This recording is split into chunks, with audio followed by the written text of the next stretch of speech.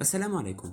ليونيل ميسي الذي يعد من أفضل اللاعبين في التاريخ إن لم يكن أفضلهم في عام 36 بعد كثير من المناوشات وكثير من غضب جماهير باريس سان جيرمان وعدم تحقيق أهداف النادي بتتويج بدوري أبطال أوروبا، يحن السطر الأخير ليونيل ميسي في باريس سان جيرمان في مواجهة كريمنو في ختام موسم الدوري الفرنسي، وهذا ما أعلنه المدير الفني كريستوف باليتي في المؤتمر الصحفي. ولكن ما هي وجهة الأسطورة الأرجنتينية المقبلة؟ وهل سيعود إلى برشلونة أم سيذهب إلى الهلال السعودي في صفقة تاريخية أم سيتجه إلى الخيار الثالث؟ سنعرف كل هذا. اشترك في قناة فرج التنبيهات وهيا بنا نبدأ. عرفنا جميعا بقصة انتهاء عقد ميسي مع نادي باريس سان جيرمان خلال هذا الصيف، وإنه لن يجدد مع النادي الباريسي لسنة إضافية، ولكن تتجه الأنظار نحو اختيارين سيختار بينهما ميسي للقبول بعرض أي فريق منهما لكي يكون معه في الموسم المقبل. طبعا العرضين المقدمان الآن على الطاولة هما العودة إلى برشلونة مرة أخرى أو الانتقال إلى الهلال السعودي لكي يكون دوري سعودي تاريخي بوجود كريستيانو رونالدو وليونيل ميسي في نفس الدوري منذ آخر تجمع لهما في الليجا منذ أكثر من 5 أعوام.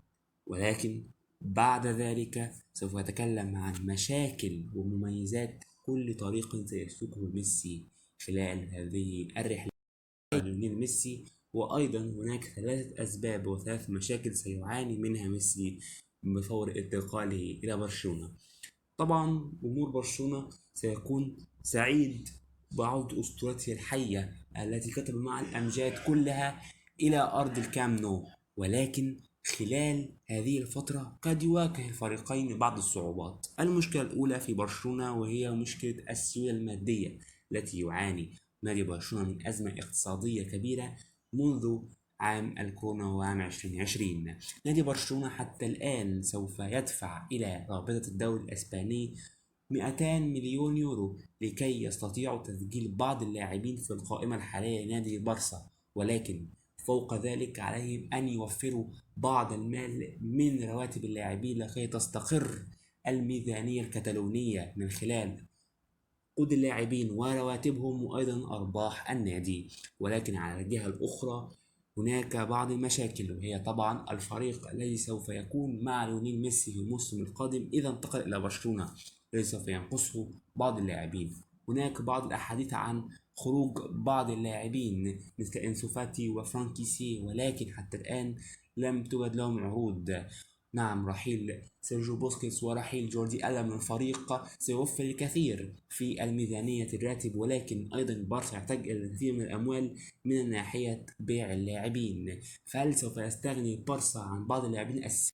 الكلام المتلاحق على فرانك ديونج لاعب خط الوسط الذي هو محط اهتمام كثير من الأندية الإنجليزية مثل مانشستر يونايتد وتشيلسي. ولكن على الناحية الأخرى هناك 3 أسباب أو 3 مشاكل ستواجه ميسي فور انتقاله إلى برشلونة. المشكلة الأولى هو الضغط الجماهيري الذي سيتعرض له ميسي من خلال جماهير برشلونة من خلال عودة أسطورة النادي الحية، وأيضا عودة الأمجاد للفريق، وأيضا الختام الجيد لميسي مع برشلونة أيضا ومشاركاته الأوروبية، وهذا كله سوف يصب لمصلحة الضغط على ليونيل ميسي. السبب الثاني هو طبعا الراتب. طبعا نحن نستمع الآن إلى راتب فلكي يتجاوز 400 مليون يورو في الهلال السعودي، وأيضا إذا كان سيجدد مع باريس أكيد أو بالطبع سيكون هناك عقد جيد جدا لميسي في باريس. ولكن بالنسبة للأحوال الاقتصادية الآن في برشلونة لا نظن أن ميسي سوف يتقاضى راتب عالي أو راتب يتماشى مع قدره خلال النادي الكتالوني. ولكن هل سيضحي ميسي بالأموال خصوصا أنه في عام 36؟ والسبب الثالث كما ذكرنا في أسباب نادي برشلونة وهو السبب الفريق.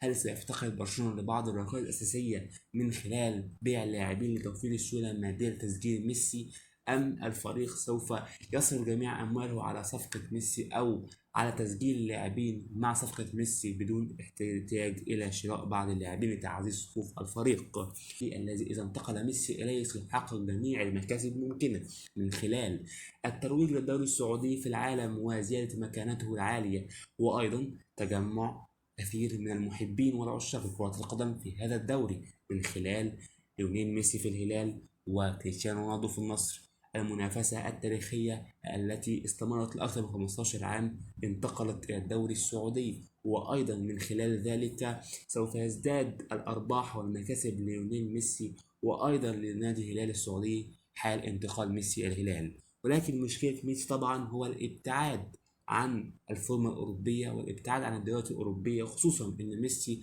صرح في لقاء قبل ذلك أنه يريد الاستمرار في أوروبا لكي يستطيع المشاركة وهو في أفضل أحواله في كوبا أمريكا لعام 2024.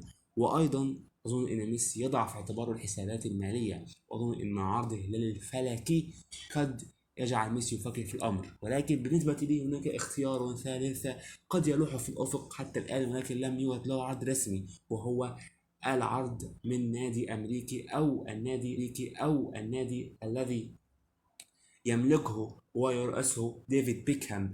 هناك أشارت تقارير في السابق أن هناك علاقة وطيدة بين ميسي وديفيد بيكهام على أن يقوم هناك بينهما استثمارات في الولايات المتحدة بين اللاعبين، وأيضا استطاع ميسي أن ينتقل إلى فريق أمريكي مثل إنتر ميامي الأمريكي، أن يقوم ميسي بوضع استثمارات في أمريكا وأن يلعب في أمريكا. لماذا أقول أن هذا اختيار أفضل؟ لأن أمريكا الآن الدوري الأمريكي ليس يسيطر عليه الأضواء، ميسي لن يتعرض للضغط وأيضا سوف يكافئ ويعوض ماديا من خلال الراتب.